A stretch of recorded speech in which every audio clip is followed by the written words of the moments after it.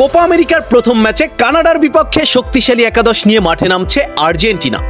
অভিজ্ঞ সব খেলোয়াড় দিয়ে সাজানো হবে আর্জেন্টিনার স্টার্টিং লাইনআপ।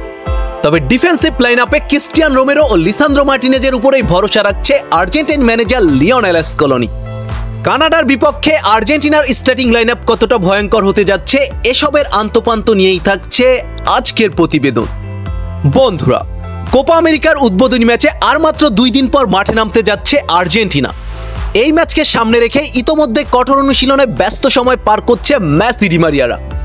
তবে কানাডার বিপক্ষে কতটা শক্তিশালী দল নিয়ে মাঠে নামবে আর্জেন্টিনা, তার একটি আভাস দিয়েছে আর্জেন্টাইন ম্যানেজার লিওনেল স্কলোনি। তো চলুন কানাডার বিপক্ষে আর্জেন্টিনার সম্ভাব্য একাদশ দেখে নেওয়া যাক।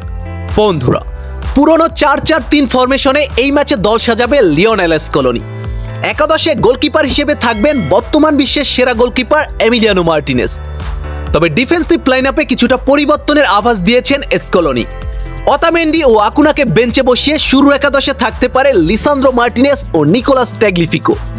সেক্ষেত্রে ডিফেন্সিভ লাইনআপে দেখা যাবে রাইট ব্যাগে নাহুয়েল মোলিনা, লেফট ব্যাগে নিকোলাস ট্যাগলিফিকো ও 2 সেন্টার ব্যাগে ক্রিস্টিয়ান রোমেরো ও লিসান্দ্রো মার্টিনেজের জুটি।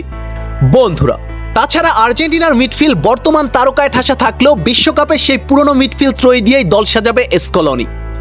রদ্রিগো ডি পল, ম্যাকঅ্যালিস্টার, অ্যাঞ্জো ফার্নান্দেজ। বেঞ্চে থাকবে লো সেলসো, প্যারাদেস ও প্যালাসিওসরা। তবে আর্জেন্টিনার ফরওয়ার্ড লাইনআপে মেসি ডি মারিয়ার পাশাপাশি দেখা যাবে স্ট্রাইকার পজিশনে লাউতারো মার্টিনেজকে।